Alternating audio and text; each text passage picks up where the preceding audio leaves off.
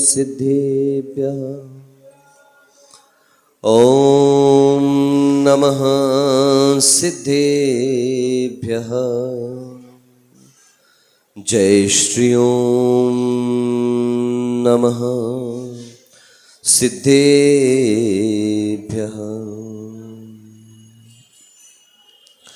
मोक्षमार्गस्य नेतारं भेत्तारं कर्मभूभृतां ज्ञातारं विश्वतत्त्वानां वन्दे तद्गुणलब्धये। वन्दे तद्गुणलब्धये।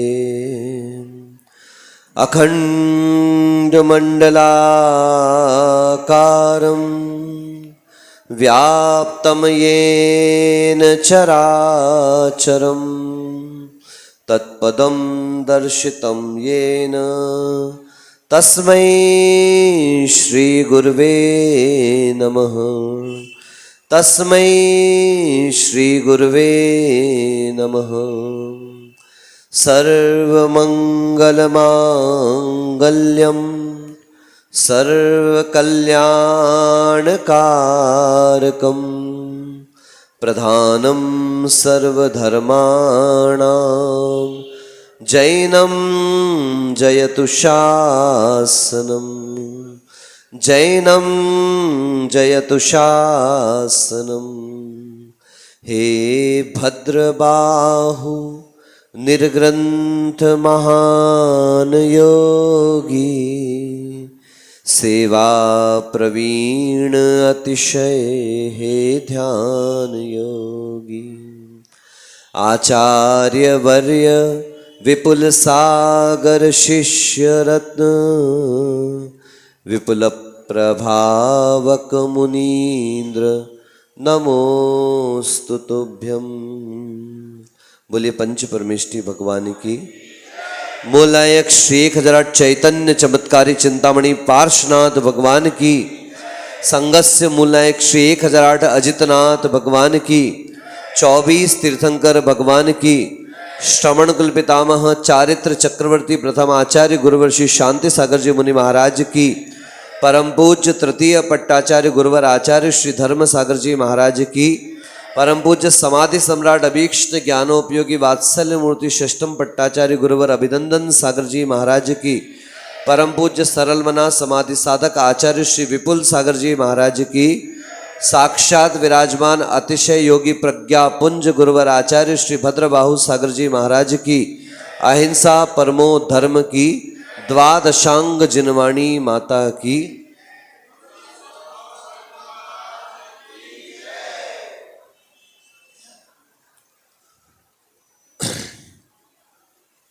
अंतो नत्थि सुदीडम कालो थोवो वयम च दुम्मेहा तम नवरी सिक्खिदव्वम जम जर मरणम खयम कुणई। आचार्य भगवान कुंद कुंद देव का यह सूत्र है और आश्चर्यजनक अगर इसका अर्थ हम जब पढ़ते हैं तो हमें ज्ञात होता है। इसलिए ज्ञात होता है आश्चर्यजनक, ऐसा कुछ नहीं है जो नया हुआ हो, लेकिन ऐसा जरूर इस गाथा से उन्होंने कहा है जो थोड़ा दुर्लभ अवश्य है। वो इसलिए कि व्यक्ति को एक अक्षर का भी ज्ञान हो जाए, एक शब्द का भी ज्ञान अच्छे से हो जाए, थोड़ा वक्तृत्व कला उसके अंदर आ जाए, थोड़ा चार लोगों से इंटरेक्ट करना सीख जाए, अथवा छोटी मोटी कोई सफलता मिल जाए, तो वह व्यक्ति अपनी कंधे अपने कॉलर को दुनिया के सामने ऐसे खड़े करके उछलता है जैसे 3 लोक का संपूर्ण ज्ञान उसने प्राप्त कर लिया हो। कहावत भी है, अध जल गगरी छलकत जाए, कि अधूरा ज्ञान प्राप्त करने वाला जो व्यक्ति यहीं से समझ में आ जाता है कि जिस प्रकार से अध जल गगरी अपने आप जरा से हिलने से छलकती है और उसका पानी क्या हो जाता है। ऐसी गुल्लक भी देख लेना कि जिस गुल्लक में नोट भरे रहते हैं उस गुल्लक की आवाज नहीं आती, लेकिन जिस गुल्लक में सिक्के भरे रहते जरा सा हिल जाए तो खनखनाने की आवाज आने लगती है। तो निश्चित रूप से ये पता चल जाता है कि ज्ञान धन ये नया नया किसके पास है और किसके पास वह प्रौढ़ता को प्राप्त हो चुका है। आचार्य कुंद कुंद देव कहते हैं अंतो नत्थि सुदीड़म, कि सबसे पहली बात तो ये श्रुत समुद्र अपार है। कैसा है? आप सोचो, विचार करो। सौधर्मेंद्र द्वादशांग का पाठी जब वह तत्व चर्चा करने के लिए बैठता है बंधुओं, तो इतने लंबे काल तक 2 पल्य की आयु, कितने पल्य की? पल्य कोई छोटी मोटी वस्तु नहीं है। आचार्य कहते हैं 100 feet by 100 feet by 100 feet का गड्ढा खोदो। 2 खोदना, खोदने मत चले जाइयो। कल्पना की बात कर रहे हैं, कल्पना से विचार करना कि इतना बड़ा गड्ढा खोदना है, 100 feet by 100 feet by 100 feet, 100 चौड़ा 100 लंबा और 100 गहरा। और उत्तम भोग भूमि में आज उत्पन्न हुई जो भेड़ है, उसका एक बाल जो आज ही पैदा हुई हो, मतलब सबसे कमजोर रोम जिसके शरीर का हो, वो बाल ले आओ। उस बाल के इतने टुकड़े करो कि जिसके और टुकड़े होना संभव नहीं है, और ऐसे टुकड़ों से इस गड्ढे को भर दिया जाए। इस गड्ढे को भरने के बाद जैसे आप लोग नहीं करते हो, अचार वगैरह भरते हो, है? तो ऐसे खचाखच भर दिया जाए, ऊपर से चक्रवर्ती की सेना निकाली जाए, फिर दब जाए तो और भर दो। अब एक काम करना, हर 100 वर्ष में एक बाल निकालना और दूसरे गड्ढे में डालना, फिर एक निकालना, 100 वर्ष बाद दूसरे गड्ढे में डालना। जब ये गड्ढा पूरा खाली हो जाए, वो गड्ढा भर जाए, ऐसे काल को कहते हैं अद्धा पल्य। क्या कहते हैं? आधा पल्य नहीं, अद्धा पल्य। ये संज्ञा है अद्धा पल्य की। अब ऐसे असंख्यात जब अद्धा पल्य गुजर जाते हैं, तब आचार्य कहते हैं कि एक पल्य तब जाकर के हमारे सामने आता है। ऐसे 2 पल्य की आयु सौधर्मेंद्र की होती है, और इतने काल तक अपने मूल शरीर से तो ठीक है भोग आदि करे भी, पर वो उसी समय अपने और वैकृत शरीर आदि से तत्व ज्ञान तत्व चर्चा भी करता रहता है। और आश्चर्य की बात कि जो विषय आज पढ़ लिया है, सुन लिया है और सुना दिया है, वो उसकी आयु पर्यंत दोबारा नहीं चर्चा में आता। अब इसी से समझ जाओ कि तत्व कितना विशाल होगा, और जैन आगम आचार्यों की वाणी तीर्थंकर प्रभु की देशना कितनी वृहत होगी कि ये तो सिर्फ 2 पल्ले बताया मैंने आपको। सर्वार्थ सिद्धि के देव 33 सागर की आयु पर्यंत तक तत्व चर्चाएं करते रहते हैं, और तो भी उनका नया श्रुत नहीं आता, पुराना श्रुत चर्चा में नहीं आता, रिपीटेशन नहीं होता, किंतु वह लगातार नवीन नवीन तत्व चर्चाएं करते रहते हैं। सोचिएगा, विचार करिएगा। अंतो नत्थि सुदीड़म, बोलो क्या कहा? श्रुत समुद्र का अंत नहीं है। और अब आचार्य आगे कहते कालो थो वो, ले भैया काल भी थोड़ा सा है। एक तो समुद्र विशाल, एक तो समुद्र गहरा, इसका पार ही नहीं दिखाई देता, और दूसरी सबसे बड़ी समस्या और क्या खड़ी हो गई? कालो थो वो। बोलो, गाथा याद कर लो, बड़ी प्यारी गाथा है। कालो थो वो अंतो नत्थि सुदीड़म, कालो थो वो। एक तो शुद्ध समुद्र अपार है, और ऊपर से काल भी थोड़ा सा है। फिर आचार्य अब जो बात कहते हैं, हृदय गर्व से ऊंचा हो जाता है। वयम च दुम्मेहा, बोलो क्या कहा? फिर से बोलो, वयम च दुम्मेहा। और एक बार बोलो, संस्कृत थोड़ी बहुत पढ़ी है? अहम, आवाम, वयम, पढ़ा कि नहीं पढ़ा? अहम मतलब मैं, आवाम मतलब हम दोनों, और वयम का मतलब हम सब।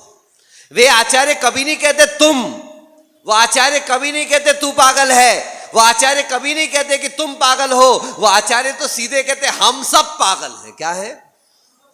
देखो, थोड़ा सा ज्ञान हो जाए, थोड़ा सा व्रत धारण कर ले, थोड़े से नियम ले लेता है, तो दूसरों से अपने आप को सेपरेट गिनना चालू कर देता, मैं करना चालू कर देता है। और यहां 84 पाहुड़ों की रचना करने वाले आचार्य कुंद कुंद देव, जिनका समय सार एक अकेला ऐसा ग्रंथ है कि अगर उसके आप आध्यात्म रस का आलोड़न अपने अंदर कर ले तो आपका सारा जीवन, सारी कषाएं धराशायी हो जाएंगी और जीवन उन्नत बनने में देर नहीं लगेगी। अकेले कुंद कुंद देव के समय सार में यह सामर्थ्य है। और ऐसे आचार्य भी अपने आप को क्या कह रहे, आपको नहीं कह रहे, फिर से कह रहा हूं, अपने आप को कह रहे, वयम च दुम्मेहा, हम सब कैसे हैं, दुर्बुद्धि वाले हैं। जरा जरा में मन चंचल होता है, जरा जरा में बातें, आप किसी को जरा सा कुछ कह दो, वो अपनी कमी से दूर नहीं होता, वो साधुओं से दूर हो जाता है। हम लोगों को महिलाएं अपने बच्चों को लेकर के आती हैं, जब तो आते ही साथ उनके पहली डायलॉग ये रहता, महाराज जी ये सुनता नहीं है, महाराज जी ये पढ़ता नहीं है, महाराज जी ये खाता नहीं है, महाराज जी ये करता नहीं है। हम लोग तो बेचारे चुपचाप बैठे, तुमने आकर के अपने बच्चे की सारी बुराई महाराज के सामने कही, पता चला अब बच्चे की बुराई उससे दूर हो ना हो, वो बच्चा हमसे जरूर दूर हो जाएगा, क्योंकि अब कल उसको आने में संकोच होगा, कल उसको आने में शर्म आएगी, कल उसको आने में निम्न भाव महसूस होगा कि महाराज जी के सामने तो मेरी नेगेटिविटी रखी हुई है सारी की सारी। अब महाराज तो मुझे समझाएंगे, महाराज आज कोई नहीं समझना चाहता, आज कोई नहीं सीखना चाहता। कल शाम को महिलाओं की कक्षा में कहा था, भैया ये टोका टाकी का जमाना नहीं है, ये टिकटॉक का जमाना है। किसका जमाना है? पहले माता पिता अनपढ़ होते थे, बच्चे आईएएस बनते थे, माता पिता कम पढ़े लिखे होते थे, भैया बच्चे आईपीएस आईएएस बनते थे, बच्चे इंजीनियर बनते थे, बच्चे डॉक्टर बनते थे और बच्चे बड़ी बड़ी पोस्ट पर पहुंचते थे। आज तो माता पिता पढ़े लिखे निकल रहे हैं तो बच्चे इंस्टाग्राम पे नचनिया बन रहे हैं। क्या बन रहे हैं? हाँ देख लो, बड़े बड़े घरों के लड़के, अच्छे अच्छे घरों के लड़के, क्या है आप देख लो। अब तो मर्यादा नाम की वस्तु ही नहीं रही। पहले लड़की जब शादी में जाती थी तो घूंघट डालकर जाती थी, उसका घूंघट उठाने का अधिकार एक ही पुरुष के हाथ में होता था। और पूरे मोहल्ले को, पूरे गांव को निमंत्रण देकर, हमारे यहां बुलौआ होता था, मुचायने का बुलौआ, मतलब सारी समाज इकट्ठी होती थी, तब जो सबसे पहले बहू का घूंघट उठाता था, घर में जो सबसे बड़े रहते थे वो बहू का घूंघट उठा करके उसका चेहरा देखते थे और बड़े प्रेम से कहते थे चांद सी दुल्हन है, और उसके नेंग जो है उसकी गोदी में रख दिया करते थे कि हमेशा सुहागन रहो। अब तो लड़की उघाड़ के चली आ रही है। सोचिए, विचार तो करिए। है नौटंकी, शादी में नई नौटंकी चालू हुई है। लड़का इधर खड़ा रहेगा, लड़की आएगी नाचते हुए गाते हुए। हे भगवान, मतलब आपने पहले ही अपनी नुमाइश कर दी पूरी की पूरी, अब बचा क्या देखने के लिए? फिर नौटंकी में लड़का रोएगा, अब रोना ही है, जिंदगी भर रो ले। पहले लड़कियां विदाई में रोती है, अब लड़का अगवानी करके रोता है, आजा बेटा जिंदगी भर के लिए रुलाने आ रही। सोचो, ये विचारणीय तथ्य है भैया। मुझे तो आश्चर्य होता है कि आने वाली पीढ़ियां मां के आंचल का सुख नहीं देख पाएंगी। आने वाली पीढ़ियां मां के आंचल का सुख नहीं देख पाएंगी। ये जीन्स टी शर्ट पहनने वाली लड़कियां भला मां का आंचल कहां से लाएंगी? जब है ही नहीं तो ना तो ममत्व का भाव आएगा, ना मातृत्व का भाव आएगा, और ना वह सुख का। पता नहीं, मुझे समझ में नहीं आता कि महिलाओं को महिला होने में प्रॉब्लम क्या है। मुझे तो समझ में नहीं आता कि जिस पर्याय में उन्हें स्त्री बनकर के तीर्थंकर की मां होने का सौभाग्य प्राप्त हुआ, ऐसे मुनियों को जन्म देने का सौभाग्य प्राप्त हुआ। अरे चौके में अगर संख्या गिन ली जाए, एक पुरुष पर 5 महिलाएं भारी पड़ जाती हैं। आप सोचो कि जब आपको इतना सौभाग्य प्राप्त हुआ, आपने अपने महिला गुण को निम्न कैसे समझ लिया, आपने अपने आप को नीचा कैसे समझ लिया। ठीक है, मोक्ष मार्ग की एक व्यवस्था होगी, लेकिन उसके बाद भी माना तेरी पर्याय में मुक्ति तो नहीं है, माना तेरी पर्याय में मुक्ति तो नहीं है, पर हार कर चुप बैठना युक्ति तो नहीं है।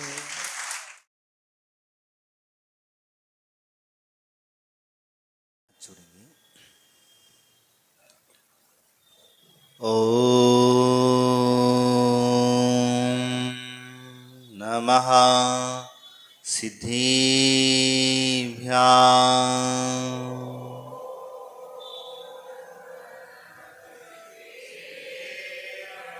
ॐ नमः सिद्धिभ्याम्।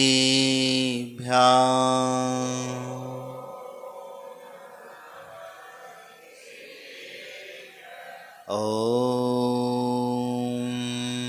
नमः सिद्धिभ्याम्।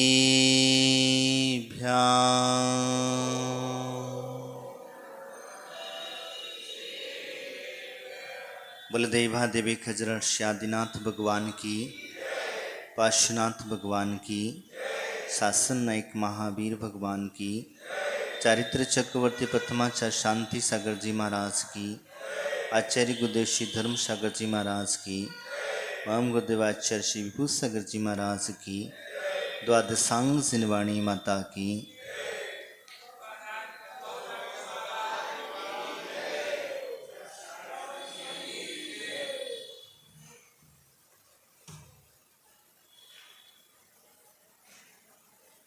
गुरु उपासना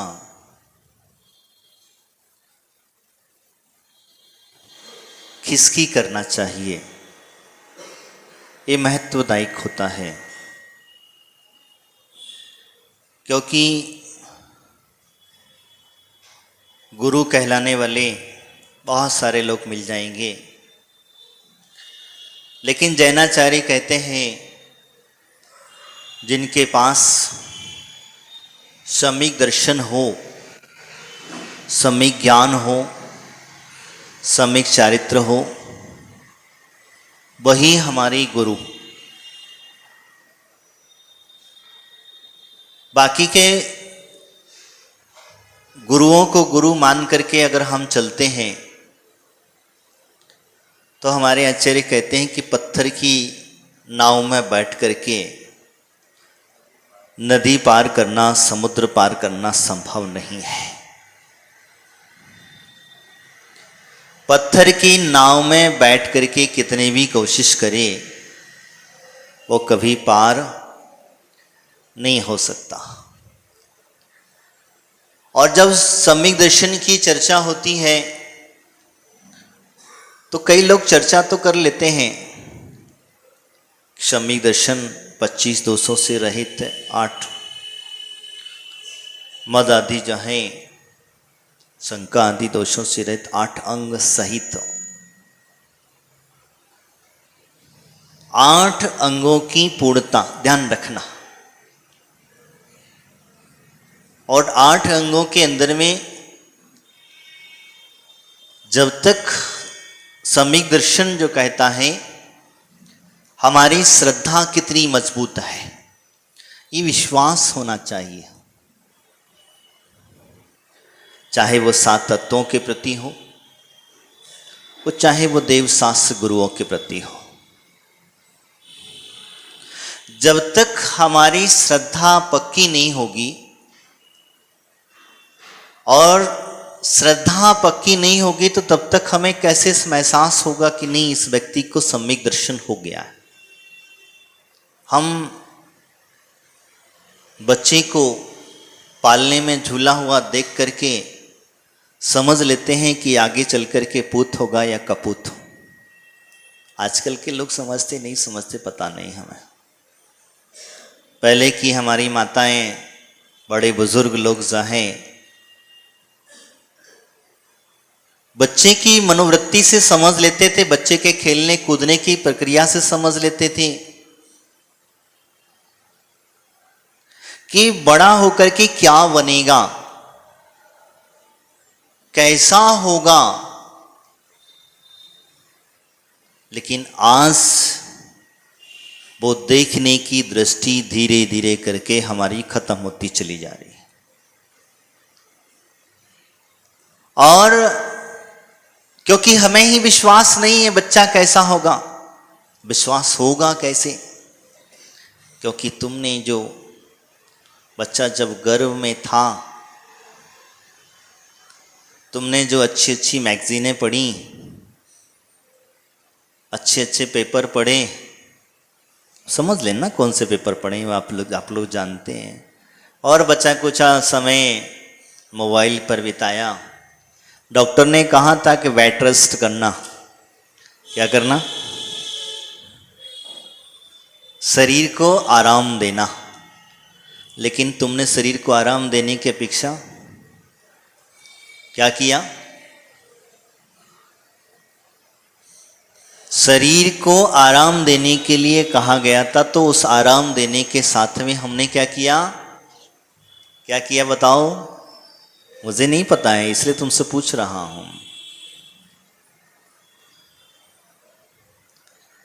तो हमने ऐसे साधनों का उपयोग किया, और जब साधनों का उपयोग किया है तो बच्चा होते ही क्या मांगेगा? क्या मांगेगा? और हमारी माताएं तो खास करके देखा जाता है, बुरा मत मानना, मैं कभी कभी थोड़ी सी कह देना, घर में बच्चों को कम संभालती हैं, परिवार को कम संभालती हैं। घर में पति आया है उसको कम संभालती है, उसको टाइम नहीं देती है, बेचारा तो आया, खाना है खा ले, जाना है तो जाने, किधर आया, कब आया, किधर, बच्चे कैसे गए, कैसे आए, चले गए। लेकिन एक चीज़ बहुत ज़्यादा, बहुत अच्छी तरीके से संभालती हैं। अभी अभी संभालना चालू किया, कब से? 2000 से, 2005 से? हाँ, कब से संभालना चालू किया? 5 से? हाँ, जो भी चालू हुआ होगा। पहले टेलीफोन आता था, घर में डब्बा बजता था, बात हो जाती थी और रख दिया जाता था, उसको संभालने की जरूरत।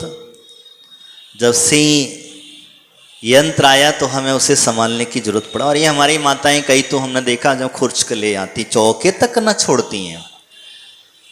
तेरी की, मैंने कहा कभी ठीक है, तुम लोग लेकर के आते हो, कोई काम पड़ जाता है किसी कारणवशात लेके आते हो, मैं वो नहीं कहता, लेकिन कम से कम इतना तो विवेक रखिए कि आप आहार दे रहे हैं, और आहार देते समय क्या आपने मोबाइल की शुद्धि करी? उस मोबाइल के अंदर में पसीना भरा है, कैसे कैसे हाथ लगे हैं, कहां कहां नहीं आप लेकर के जाते हो, और ऐसी वस्तु को सीधी शुद्ध जगह पर लेकर के पहुंच जाते हो, तो बताओ तुम्हारी शुद्धि रही? ध्यान रखना। और मैं तो हमेशा कहता हूं, खाते समय, जाते समय, मैं जो सयान समझना बात को, और काम करते समय कभी भी इनका उपयोग मत करना। और ये तीनों ही जगह पे सबसे ज्यादा हो रहा है। खाते समय चल रहा है, क्या खा रहे हो? मोबाइल। क्या खा रहे हो? क्या खा रहे हो? सच बताओ, क्या खा रहे हो? मोबाइल खा रहे हो ना? ईमानदारी से। एक अपने यहाँ विद्वान हो, राजसभा का सेठ जी हुए जो है, उन्हें शास्त्र लिखने का बहुत शौक था, अध्ययन करने का बहुत शौक था। तो अध्ययन करते थे, करते करते कई दिन बीत गए। माता के अपने घर में नमक खत्म हो गया। क्या खत्म हो गया?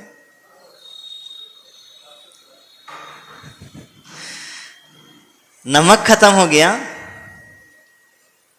तो नमक खत्म हो गया तो माँ ने सोचा अब इसको कहाँ, 2-4 बार कहा होगा, तो उन्होंने कुछ ध्यान ही, वो तो लिखन में अपना मस्त थी,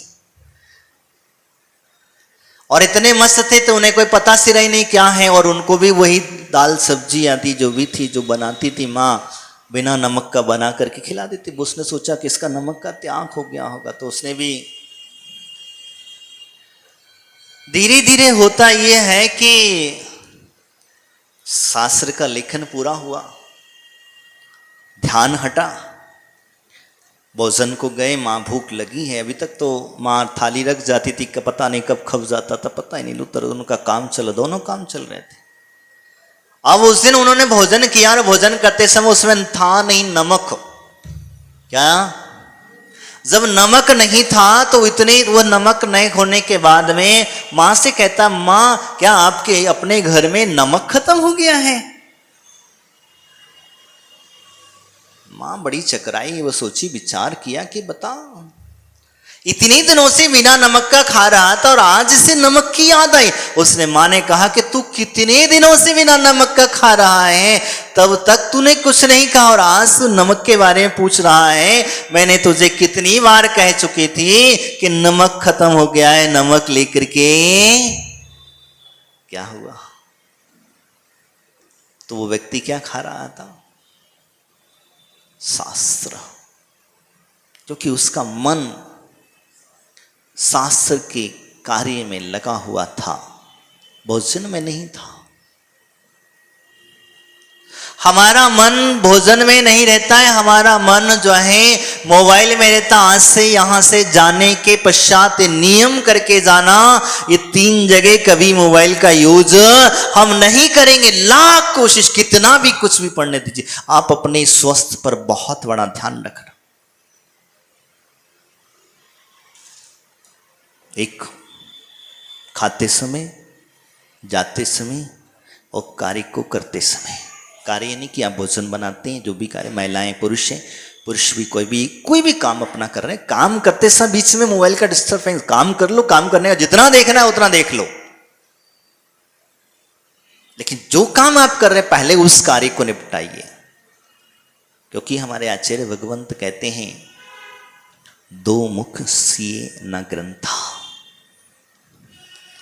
2 मुख सुई जो होती है, जानते? 2 मुख सुई जो होती है, दोनों तरफ जिस तरफ मुख है, वो क्या किसी ग्रंथ को, किसी वस्त्र को, किसी को सिलाई का काम कर सकती है? हो सकता है? संभव है?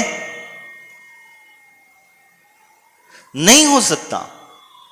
लाख कोशिश करें तब भी नहीं हो सकता, क्योंकि वो सिलाई का काम नहीं होगा, ग्रंथ को सीने का कार्य नहीं हो सकता। कार्य एक बार में एक ही करना पड़ेगा। इसकी बात संज्ञा देते हैं, मूर्खों की संज्ञा दे दी। मैं तो ज्यादा लंबा चौड़ा नहीं बता रहा हूं, छोटे छोटे शब्दों में आपको बता दे रहा हूं।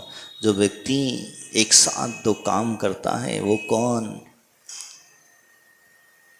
वो कौन? अब अपने आप को लगा लेना, मैं नहीं कहूंगा। दो व्यक्ति अगर चर्चा कर रहे हो, तीसरा व्यक्ति आकर के टपक जाए तो? 2 व्यक्ति आप उसमें चर्चा कर रहे हैं, तीसरे व्यक्ति को पता तो नहीं है और आधी रोटी पे दाल लेने पहुंच जाता है, और पहुंच जाता है, फिर क्या होता है? वो 2 तो एक तरफ, वो तीसरे के पीछे लग जाती है। तो कभी भी ऐसी जगह पर नहीं भटकना। 2 व्यक्ति चर्चा कर रहे हैं, कोई भी व्यक्ति हो, किसी भी प्रकार का हो, चाहे आप साधुओं के पास जाओ, चाहे आप श्रावकों के बीच में जाओ, कभी भी जब सुन लेना, सुनना, समझना कि है क्या चीज। जब आपको भले ही जवाब आता है, हमारे गुरु महाराज हमेशा कहते थे, भले ही तुम्हें जवाब आता है, तुम्हें इतना नॉलेज है, जानकारी है, तब भी तुम तीसरे के बीच, तीसरा बनकर के बीच में मत टपकना, क्योंकि कभी कभी गड़बड़ काम हो जाता है। हम तो गए थे सामने वाले की हेल्प करने के लिए, लेकिन उल्टा हो गया वो सारा का सारा उसके ऊपर पड़। कहने का तात्पर्य मैं कह रहा था, हम 3 जगह पर कभी भी इसका उपयोग नहीं करना। खाना खाते समय क्यों नहीं करना, इसका रीजन मैं बताता हूं आपको। क्योंकि जब हम भोजन करते तो हमारा आधे से ज्यादा दिमाग, जो मस्तिष्क जो है, वो उस पर लगा रहता है। किस पे? मोबाइल पे। तो आपने क्या खाया, क्या पिया, कैसा खाया, और आपकी शरीर की पूरी ऊर्जा मोबाइल में घुसी पड़ी है। भोजन आपके अंदर में गया जरूर, लेकिन वो शरीर को स्वस्थ नहीं कर पाएगा। आप जितनी ज्यादा बीमार, मानसिक बीमारी से बीमार हैं, मानसिक रोगों से ग्रस्त हैं, इसका रीजन यही है कि हमने जो भोजन करते समय मोबाइल को खा लिया, और जब मोबाइल का रेडिएशन हमारे अंदर जाएगा तो क्या होगा? क्या होगा? वही चीजें होंगी। मोबाइल में क्या देख रहे हैं आप? यूट्यूब देखिए। जिस समय महाराज ने बहुत सुंदर सा भजन बना करके आपको एक कविता सुनाई थी, याद है? कल परसों सुनाई थी ना, इंग्लिश में सुनाई थी, मुझे अंग्रेजी आती नहीं है। तो वास्तविकता स्थिति को समझना कि हमने जिस भोजन को किया तो क्या किया भोजन, तो इसीलिए जब हम भोजन उसको एक तरफ रख करके करेंगे तो फिर देखना स्वाद भी आएगा, उसका रस भी आएगा, और वो शरीर के अंदर में भी लगेगा। शरीर का आप जो रस मज्जा हड्डी में आदि में भर करके वीर आदि जो भर, क्योंकि रस भोजन को पचाने के लिए आपकी ऊर्जा की आवश्यकता होती है, शांति की आवश्यकता। कुछ क्षण के लिए आपके शरीर में शांति चाहिए, फिर देखना आपका भोजन आपके लिए सुंदर कार्य करेगा। समझ में आया? तो इसलिए किसी को परोसती हैं माताएं, हम लगे एक तरफ फोन पे और भोजन परोसे, क्या पता क्या परोस दिया, कैसा परोस दिया। दाल मांगा था सब्जी परोसती, सब्जी मांगा था रोटी परोसती, नमक मांगा तो चीनी डाल दी, चीनी मांगी तो कभी कभी ऐसा भी दुर्घटनाएं घट जाते। मुझे नहीं पता था, आप ही लोग आके बताते हो, कभी कभी आकर बता देते हो। जब कभी आपको फुर्सत मिलती है तो मैं आपको बता देता हूं, जिसने मुझे बताया मैंने इधर ट्रांसफर कर दिया।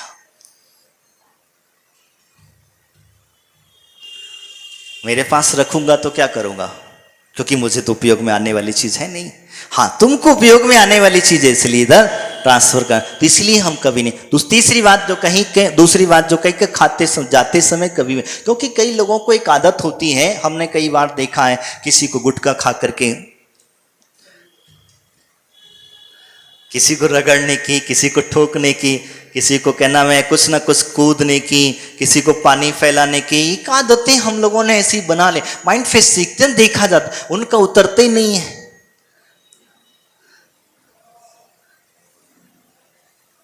तो तुमने जो शरीर को आदत जैसी डाल ली, क्योंकि जैसा आप खा रहे थे वैसा ही तो निकलेगा, वैसे ही तो आपके से, जब आपका प्रेशर ही नहीं, तो इसी तरीके से देखना साधु गण हमारे जाते हैं, उनका टाइम फिक्स है, सुबह गए तो सुबह चले जाएंगे, शाम को गए तो शाम को चले जाएंगे, दोपहर में गए दोपहर में। वो उनको कभी कोई चीजों की आवश्यकताएं पड़ती नहीं। क्यों नहीं पड़ती? वो एक टाइम खाते हैं, अगर चाहे 2 बार जाना चाहे 2 बार, 3 बार जाना चाहे 3 बार। उनके शरीर पर इस चीज़ों कंट्रोल होता है, अपने शरीर पर अपना मन का कंट्रोल होता है। और जब अपना कंट्रोल अपने शरीर पर होगा तो ध्यान रखना आप हमेशा स्वस्थ बने रहोगे। जब जाते समय कभी, और एक तो कार्य करते समय हम लोग कई बार दुर्घटनाएं घट जाती हैं, मोबाइल के चक्कर में कुछ करने गए कुछ हो जाता है, तो इसीलिए कभी भी ध्यान रखना। मैं चर्चा कर रहा था श्रद्धा का, इसीलिए आवश्यकता है, क्योंकि हम जब मंदिर में आते हैं तो मंदिर में क्या होता है, हमारी श्रद्धा डामाडोल होती है। हम गुरुओं के पास जाते हैं तो हमारी श्रद्धा डामाडोल होती है, हम किसी को भी गुरु मान लेते हैं, प्रभु मान लेते हैं, किसी को भी अर्घ चढ़ा देते हैं, किसी के भी चरणों में मस्तक झुका देते हैं। कई बार तो हम लोगों ने हमारे जैनियों को देखा है, रास्ते से जाते जाते कई देवी देवता मिल जाते हैं, वहां भी अपना माथा। बड़े सोचने की बात है, विचारने की बात है। जिसके तीर्थंकर, जिसके गुरु, जिसकी मां जिनवाणी इतनी उत्कृष्ट हो, जिसके समक्ष तीनों लोकों के अंदर में जो देवी देवता हैं वो स्वयं नतमस्तक होकर के गुरुओं के चरणों में पड़े रहते हैं, आज्ञा मांगते प्रभु के चरणों में ऐसे झुके पड़े रहते हैं, और तुम कहां पड़े हो। एक घटना याद आई, एक बार एक राजा था, गांव में भ्रमण करने के लिए निकला, नगर भ्रमण के लिए निकला, तो सफाई चल रही थी।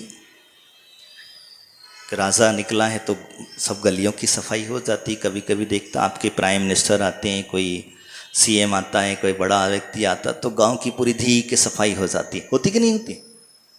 होती। तब तक तो कचरा पड़ा रहता है। तो सफाई होते होते अचानक से, जो आप बहुत प्यार करते हो जिसको, बहुत 2-3 दिन पहले हमारे महाराज ने उदयपुर की एक घटना बताई थी, डॉग। तो वो रास्ते से जा रहा था, जाता उसे साफ सुथरा दिखा तो उसने कहा चलो। क्या गंदगी में तो सब गंदगी करते हैं, साफ सुथरा दिख रहा चलो, यही क्या। तो उसने सोचा कि बस गंदगी, वो साफ सुथरा दिख रहा है तो अभी भी झाड़ू लगी है, तो उसने जाकर के अपनी गंदगी कर दी। और गंदगी कर दी तो सफाई कर्मचारी देखे कि पीछे से राजा की सवारी चली आ रही है और कुत्ते ने गंदगी कर दी। अब क्या करें, अब क्या करें। तो अब गंदगी कर दी, राजा की सवारी आ रही, तो आते आते अचानक से होता क्या है, एक व्यक्ति के जो था साथ आगे व्यवस्था देख रहा था, राजा की सवारी के आगे आगे चल रहा था, उसे अचानक घबराहट हुई कि राजा ने देख लिया तो पता नहीं क्या होगा। तो एक फूल वाला बगल में बैठा चल रहा था, तो उसने उठाई टोकरी, उसके ऊपर, किसके ऊपर, जो सफाई जगह गंदगी करके गया था, सफाई करके गया था जहां पर, वो गंदगी के ऊपर, जो कुत्ते के मल के ऊपर उसने वो टोकरी डाल दी। दूसरा व्यक्ति देख रहा था, क्या हुआ समझना। दूसरा व्यक्ति देख रहा था कि अच्छा, राजा के आदमी ने इतनी बड़ी टोकरी के फूल चढ़ाए हैं, तो मैं किसी से कम थोड़ी, मैं तो राजा का। जिसने एक टोकरी फूल उस पर चढ़ाए थे वहां पर, उसे क्या पता था कि यहाँ क्या किया है। पहले वाले ने तो गंदगी ढांकने के लिए फूल चढ़ाए थे, लेकिन दूसरे ने आया तो और एक टोकरी और चढ़ा गया। तीसरे ने देखा अच्छा इसने फूल चढ़ाए, इतना बड़ा आदमी होकर के, तो तीसरा आया और चढ़ा गया, चौथा आया और ऐसे जैसे देखा देखा देख वहां पर लाइन लग गई। राजा की सवारी रुक गई। राजा की सवारी जब रुक गई, और रुक गई तो होता क्या है, राजा ने मंत्री से पूछा, बगल में चल रहा था, मंत्री ये बताओ ये देवता कब प्रकट हुआ है।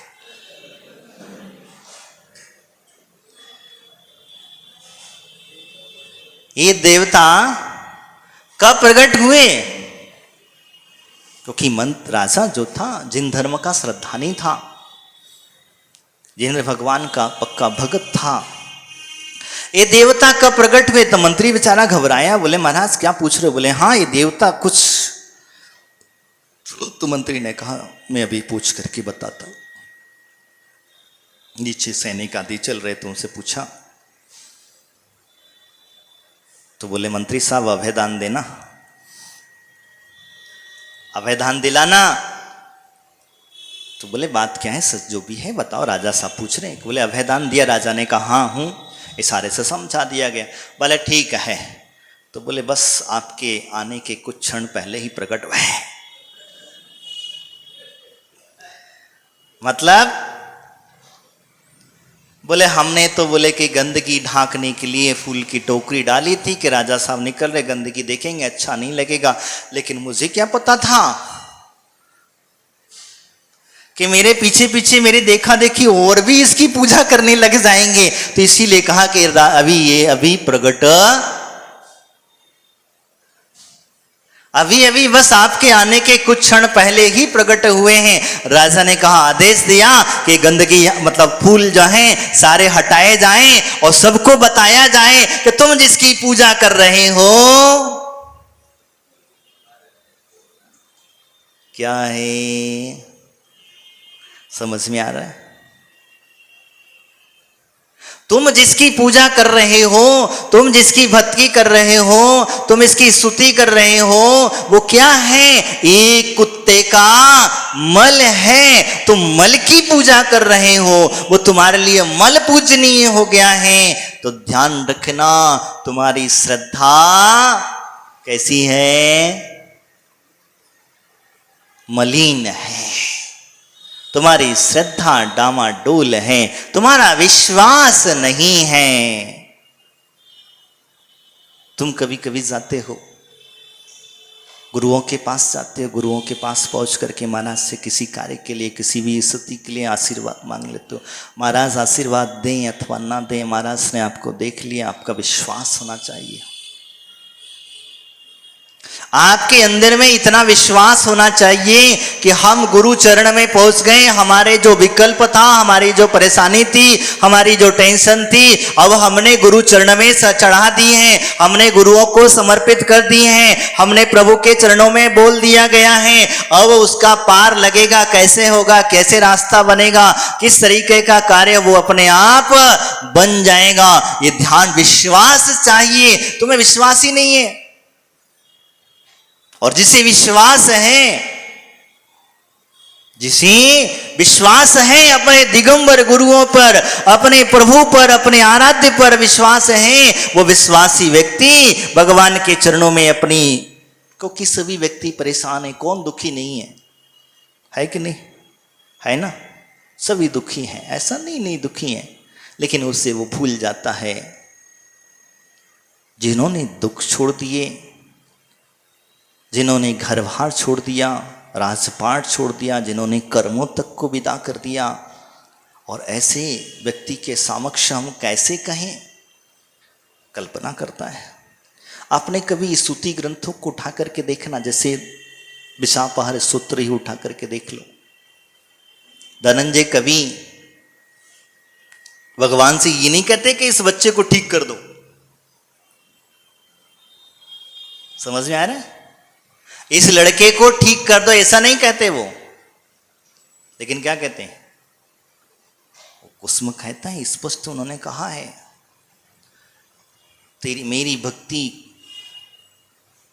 में अगर शक्ति है तो ये बच्चा अपने आप ठीक हो जाएगा। जिसका विष से सर्फ ने खाया है, वो बस सर्फ अपने आप अपना विष चूस करके चला, निर्विष हो जाएगा, जागृत हो जाएगा, है कि नहीं। भक्तांबर उठा के देख लो, अब बड़े भक्ति के साथ स्तुति करते हो, भगवान आदिनाथ की स्तुति करते हैं, वो नहीं कहते कि मुझे तालों में से बाहर निकाल दो, मैं इस बंधन में फंसा हूं, इससे यहां निकाल दो, क्या मुझे यहां से निकाल दो, नहीं, वो नहीं कहते हैं। उन्होंने कभी कुछ नहीं कहा, उन्होंने तो सिर्फ अपनी भक्ति स्तुति की, और भक्ति स्तुति का प्रभाव हुआ कि 48 ताले टूट करके मांग तुंगाचार्य स्वयं आकर के यहाँ बैठ गए, चबूतरे पर आकर के बैठ गए। तो यही कारण होता है बंधुओं, मैं आपसे चर्चा कर रहा सम्यक दर्शन की। तो सम्यक दर्शन जो कहता है वो हमें, हमारे लिए श्रद्धा का विषय बनता है, और श्रद्धा ऐसी चाहिए, इतनी मजबूत चाहिए कि कोई भी आ जाए, अग्नि आए, तूफान आए, किससे भी डिगाने का कार्य करे, कोई कितना भी भड़काए, कितना भी कुछ भी कहे, मन पक्का है तो पक्का है, हम हमारी दीव शास्त्र गुरु के अलावा किसी के चरणों में नतमस्तक नहीं होंगे, तो नहीं होंगे, यही होना चाहिए बंधुओं। यही हमारा सम्यक दर्शन का कार्य होता है। सम्यक दर्शन की चर्चा हम आगे और विस्तृत करेंगे। वास्तविकता में हमारी श्रद्धाएं डामाडोल हो चुकी हैं, हम तुरंत भटक जाते हैं, कभी इधर तो कभी उधर। नहीं, जब तक तुम अपनी दृढ़ श्रद्धा को मजबूत नहीं करोगे तब तक तुम्हें उस फल की प्राप्ति नहीं हो सकती। अन्यथा पत्थर की नाव पर सवार होने का शौक है तो आप हो सकते हैं, क्योंकि ये निश्चित है कि जो पत्थर की नाव पर सवार होता है वो व्यक्ति नियम से डूब जाता है, और जो लकड़ी की नाव पर सवार होता है, सम्यक दर्शन ज्ञान चारित्र की नाव पर सवार होता है, वो व्यक्ति निश्चित तर जाता है और परम पद को प्राप्त हो जाता है। इन्हीं भावनाओं के साथ बोले महावीर भगवान की, असर गुदसी पुष्सागर जी महाराज की, द्वादशांग सिनवाणी माता की, जय श्री भद्र बहुसागर जी महाराज।